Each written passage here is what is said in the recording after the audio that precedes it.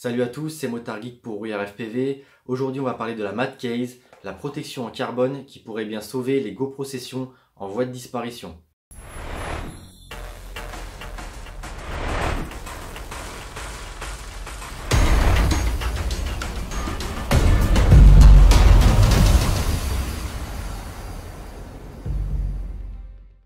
Alors voici la Mat Case qui a fait couler un peu d'encre sur les réseaux sociaux. Donc elle est livrée pour 30 € frais de port inclus dans une jolie petite boîte en carton réalisée par Fiendship. À l'intérieur, donc on retrouve une idée de Grumly FPV mise en œuvre. Je connais pas trop tous les détails du process, mais donc il y a Matprops le shop et Fiendship dans la boucle. Et j'imagine Grumly et ses amis en tant que testeur. Donc ça arrive comme ça, presque pré-monté on va dire, avec un petit stickers Mat Case et que vous connaissez également Fiendship. Donc on met ça de côté. Voilà. J'imagine que ça c'est calé à l'intérieur pour pas que ça bouge dans le carton. Donc c'est livré ainsi. On va le démonter pour le monter correctement ensemble parce que ça doit pas être bien long. Donc je pense pas qu'il y aura besoin d'accélérer la chose. Donc on va enlever les 8 vis en titane. Des vis a priori bien solides.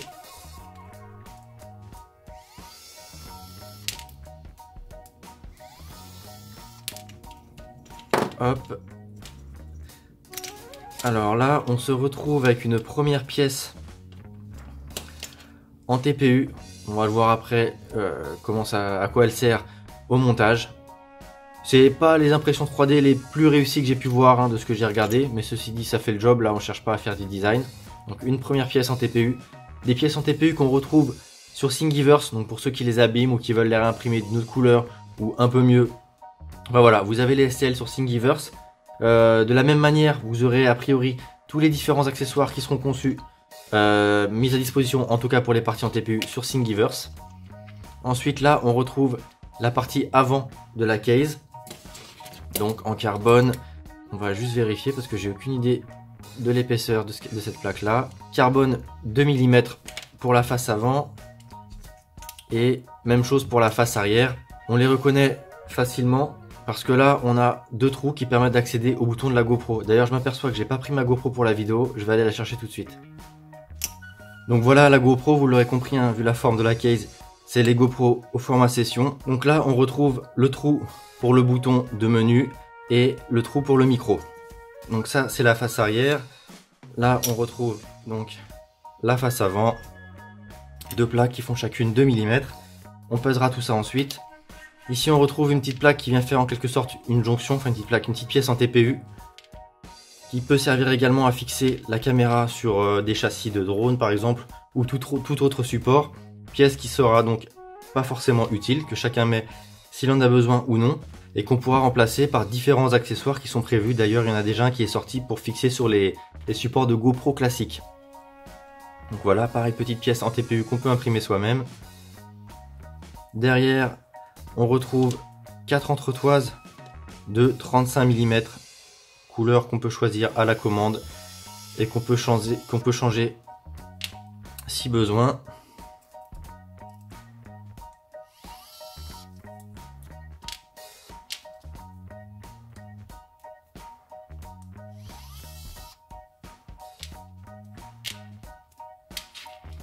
Donc voilà les 4 entretoises, rouge pour ma part, la dernière vis en titane coincée dans le TPU et la dernière pièce en TPU.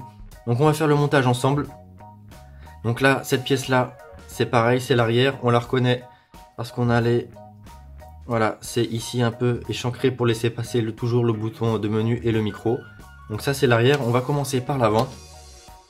Donc l'avant ça devrait être plus simple, vous allez voir pourquoi. Je pense qu'il faut qu'on prenne la plaque, qu'on mette les vis dans le bon sens. Hop. Je vais y arriver. Donc là on visse, on ne sert pas forcément comme un bourrin, en tout cas dans un premier temps, parce que potentiellement je vais être amené à la redémonter. D'ailleurs, point pas hyper pratique je trouve, on peut pas mettre la GoPro sans démonter la caisse, donc il faut forcément à minima enlever 4 vis. Donc c'est un des petits points négatifs comme ça que je vois. Voilà. Tiens, là on va voir que l'entretoise va bloquer le scotch double face. On verra si ça se déchire ou pas après.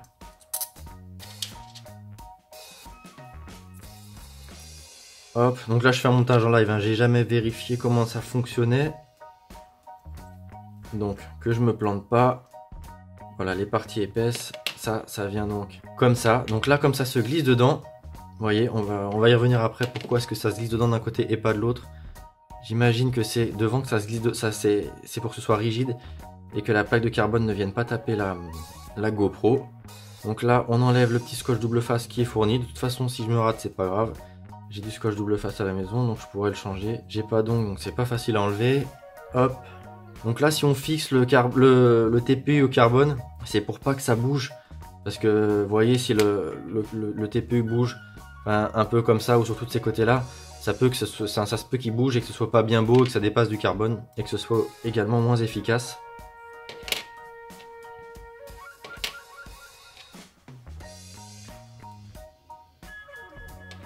Ok, donc là j'ai enlevé la deuxième face du scotch double face. On vérifie qu'on est bien dans le bon ordre, enfin dans le bon ordre, la partie épaisse avec la partie épaisse. Et on essaye de glisser tout ça assez droit pour pas que ça vienne déborder d'un côté ou de l'autre. Et voilà, ensuite on appuie.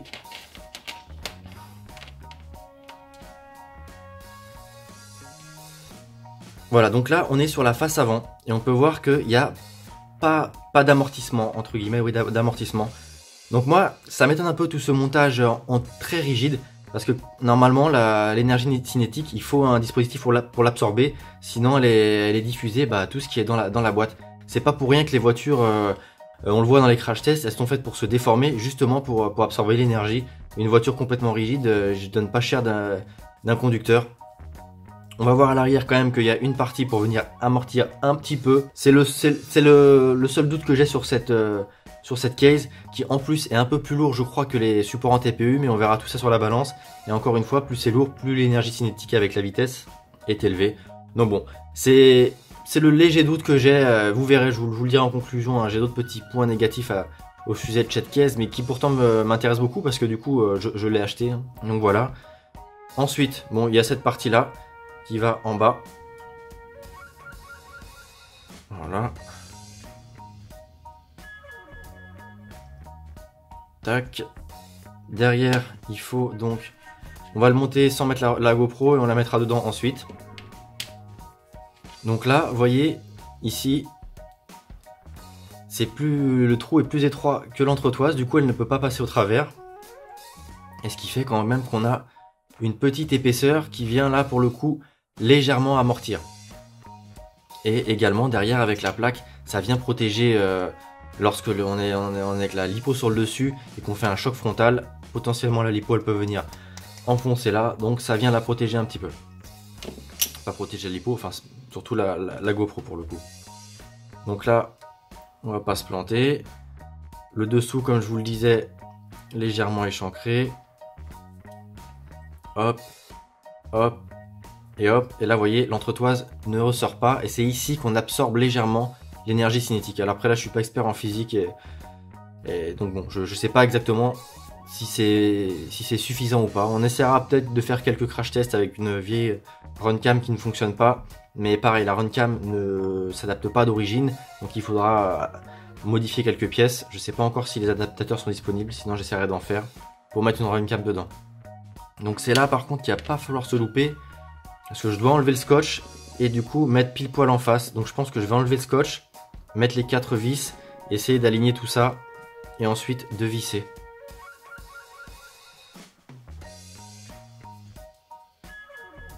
Donc là on a le bas. On met les 4 vis.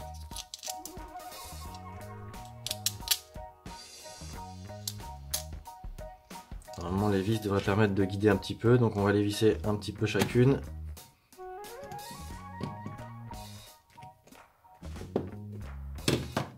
Ensuite on met ça au bout. On colle bien le scotch. Et là voilà, je crois que c'est une méthode qui est pas trop mal, parce que comme vous pouvez le voir, ça déborde pas du tout, le TPU est parfaitement aligné avec le carbone. Et donc là, on peut finir de visser. Non, parce qu'il faut que je rajoute des vis. Donc là, on va quand même... Donc la case, en soi, là, ça me paraît vraiment très très rigide. Honnêtement, je vois pas à quel niveau ça absorbe. On va passer ça sur la balance. Hop. On étalonne pour être sûr. Et donc la case, avec toute sa visserie et ses accessoires de base, pèse 23 grammes. On va la comparer avec le support de Runcam que j'avais sur mon Alien, qui lui pèse 16 grammes. Mine de rien, là, on a du bumper, chose qu'on n'a pas du tout, qu'on a très peu sur cette case là. Et là, c'est vraiment un bumper très léger pour tout ce qui est GoPro. Des fois, on en fait avec vraiment des gros bumpers qui, pour le coup, protègent vraiment des chocs frontaux et absorbent vraiment les chocs, puisque ça se déforme. Donc là, on a 16 grammes pour ce modèle là. Là, on a le modèle que j'utilise pour la GoPro Hero sur ma sloop, qui est pour le coup un peu plus lourd avec ses deux vis. Là, j'avoue, j'avais pas les deux vis sur l'autre. On est à 18 grammes, ça dépend un peu de la balance, là, comment elle est. Mais bon, on est sous les 20 grammes, donc c'est plus léger. On a des bumpers quand même. Et celui-ci, il est très épais et relativement rigide. J'avais prévu de le faire moins lourd. En général, je m'en sors moins pour moins lourd. Et là, vous voyez qu'il y a quand même un socle qui est assez épais. En parlant de socle, là, on n'a rien pour fixer sur le châssis. Donc si par exemple, on prend le socle qui est prévu pour la sloop, voilà, il faut quasiment rajouter 10 grammes. Donc on passe à 34 grammes quand même pour le support. Après, si vous le mettez avec de la mousse ou quoi que ce soit d'autre, bon, c'est sûr, c'est moins lourd. Mais on reste quand même plus lourd que sur un support classique en TPU. En tout cas, pour ceux que j'ai l'habitude d'utiliser, moi personnellement. Juste pour voir quelle tronche ça a avec la GoPro dedans et comment fixer un peu les straps et tout. On va installer la GoPro. Après, faut pas oublier que le format session, donc le format cube chez GoPro, est a priori abandonné officiellement. Et il en reste très peu. D'ailleurs là, en démontant, ça se décolle, c'est pas hyper pratique. Il faudra faire gaffe au scotch et peut-être prévoir quelques lamelles de rechange lorsqu'on va monter et démonter. Parce qu'à moins de n'utiliser la GoPro dans sa case sur tous ses quads, à condition que ça monte bien correctement, et même lorsqu'on l'utilise pour autre chose que faire du drone, s'il faut la démonter à chaque fois, c'est pas forcément hyper pratique. Donc là, la GoPro, les boutons vers le bas. Voilà, ça rentre nickel. Dans l'article, je vous avais dit que c'était d'origine compatible avec les filtres ND. Malheureusement, là, ça ne l'est pas. On peut toujours mettre une pellicule, parce que là, c'est cool, ça vient même maintenir la pellicule, alors que les supports en TPU où ça se glisse sur le côté, en général, on arrache le filtre. Donc là, bon, on peut utiliser ce genre de filtre là, mais sinon, j'ai pu voir sur la page Facebook de MadProps ou le groupe. D'ailleurs, il y a un groupe Facebook pour la communauté qui partagera les différents accessoires, donc je vous mettrai les liens dans la description. J'ai pu voir qu'ils étaient en train d'élaborer un support pour filtre ND, je crois les filtres en verre. Donc là, ensuite, on vient mettre ça. Tac. Alors là, il y a deux écoles de ce que j'ai pu voir sur les réseaux sociaux. C'est soit on cloque donc le strap à l'extérieur. Donc là, on peut l'enlever, le remettre facilement. Le fait est que là, il n'est pas protégé sur les chocs, il peut se déchirer. Et donc, il y a une autre école qui consiste à le glisser à l'intérieur. Voilà. Par contre, il vient cacher le bouton. Moi, c'est le cas sur un de mes montages. Le bouton n'est pas accessible, il est caché par un strap. Et de toute façon, on peut quand même appuyer dessus. Et comme il y a les petits bips qui confirment les commandes ou pas, c'est pas spécialement gênant. Donc là, pour le test, je vais le mettre à l'extérieur, le strap. Et puis, on va essayer de monter la case sur ma sloop.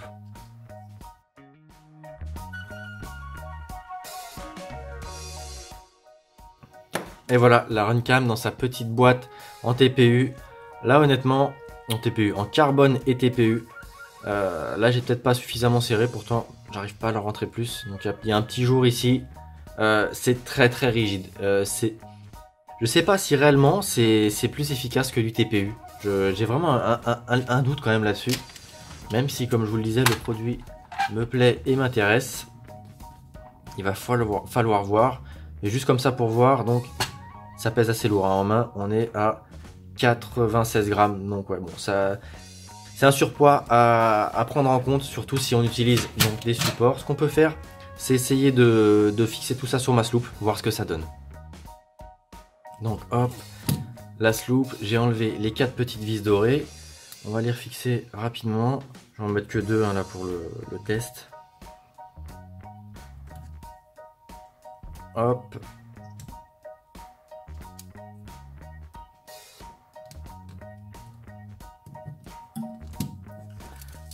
Donc là, ce qu'on peut faire du coup, je sais même pas si mon strap là va être assez long. Hop. Ça va peut-être le faire. C'est bon, il n'y a pas de doute. Ça passe bien. Donc voilà, là c'est fixé. En soi, une fois que c'est sur le quad, il n'y a rien de particulier à redire. C'est même plutôt, ça a plutôt de la gueule, c'est imposant, mais bon, ça tient bien. Là, pour le coup, ce support en TPU va absorber un petit peu les chocs. L'idéal sur un dispositif comme ça, là, vraiment massif et qui ne bouge pas, c'est quand même de privilégier entre guillemets l'éjection du quad de la case en cas de choc.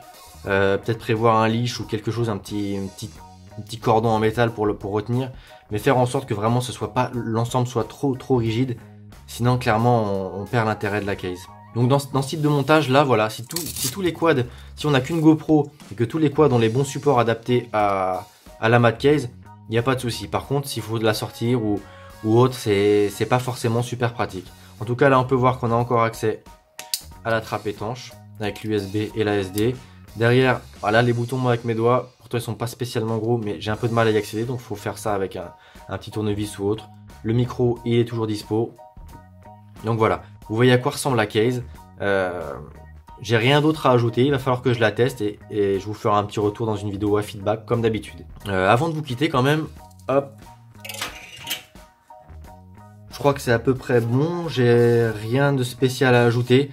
Donc point positif, c'est du carbone. Il y a un mélange de TPU qui, à mon goût, n'absorbe pas grand chose, mais ça, je me trompe peut-être. Sur le principe, ça peut être vraiment bien. Il faut tester. J'en suis pas forcément convaincu. En tout cas, l'idée est bonne et l'intention est bonne. L'intention de Grumly et de ses équipes derrière qui ont conçu tout ça. Donc, Mad Props et Fiendship. C'est pour ça que j'avais envie de tester. Des petits Français comme ça qui sortent du nouveau matos innovant. Ça fait toujours plaisir.